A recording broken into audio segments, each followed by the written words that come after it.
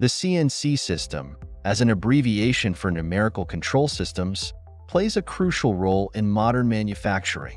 It is the central system controlling the operation of CNC machine tools, responsible for receiving processing programs and converting them into control signals to manage the movement and machining process of the machine tool. Hello, everyone. Welcome to the mini lecture on intelligent equipment fault diagnosis and maintenance. Today, we will learn about the circuit design of the servo system for CNC machine tools. In this lesson, we will mainly learn about high voltage input, servo drive and high voltage output, command signals and feedback signals, and servo motor encoders.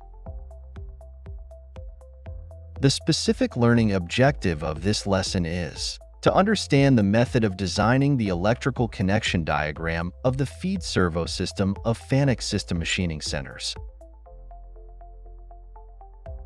Let's start with high voltage input.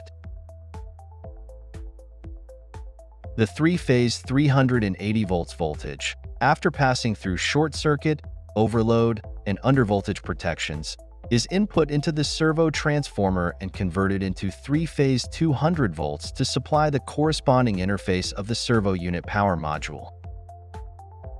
During the 200 volts transmission process, there must be short circuit, overload, and undervoltage protections, as well as control by the start button, KM1.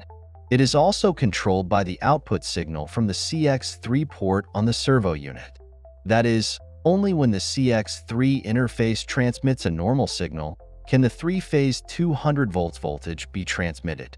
Finally, before entering the power module interface, an input smoothing reactor is used to ensure a stable signal input to the power unit. Next, let's understand the servo transformer, CX3 port output signal, and reactor separately. 1. As shown in the figure is the servo transformer. 2. As shown in the figure is the CX3 port output signal.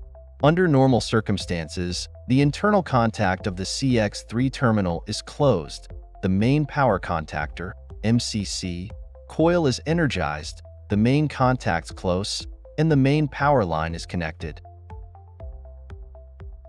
When an emergency stop signal, *ESP, is input at the CX4 terminal, the internal control circuit causes the CX3 internal contact to open, the main power contactor, MCC, loses power, the main power line disconnects, the power module powers down, and both the spindle motor and servo motor stop.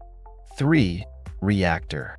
Improves the input power factor, reduces the impact of high harmonics on the grid, and suppresses surge current. Filter. Reduces high-frequency interference signals generated by the inverter. Let's continue to learn about servo drive and high-voltage output.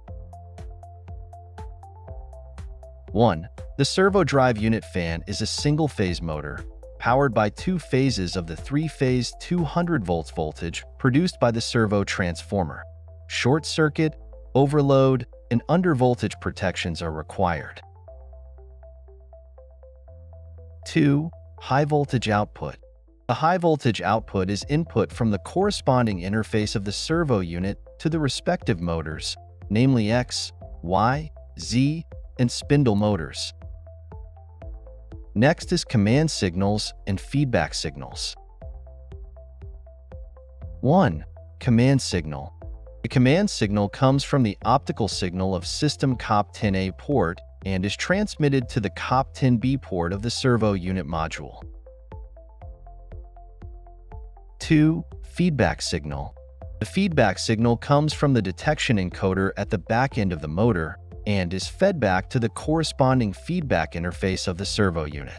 Specifically, the feedback from the X-axis motor is fed back to the JF1 port of its control unit module, the feedback from the Y-axis motor to the JF2 port, and the feedback from the Z-axis motor to the JF3 port. The feedback signal of the spindle motor also comes from the detection encoder at the back end of the spindle and is fed back to the JY2 port on the servo unit. Finally, let's learn about the servo motor encoder. The servo motor encoder, denoted as PG, is connected to the rotor shaft of the servo motor and is used to measure the speed and angular displacement of the servo motor. In this lesson, we have introduced the power-on control of the CNC machine tool servo system. It is particularly important to note that the high-voltage input must pass through CX3 and CX4 protections before being input into the servo system. Also, the control signals are transmitted via fiber optics, while the motor feedback signals are fed back through encoder lines. In the field of numerical control technology, we must always adhere to technological innovation and promote the spirit of craftsmanship to contribute to the development of manufacturing. When designing the servo system circuit, we must be meticulous and strive for excellence to ensure product quality. Please design the servo system circuit based on electrical symbols and analytical logic. Please complete the following exercises. That concludes today's lesson. Thank you, everyone.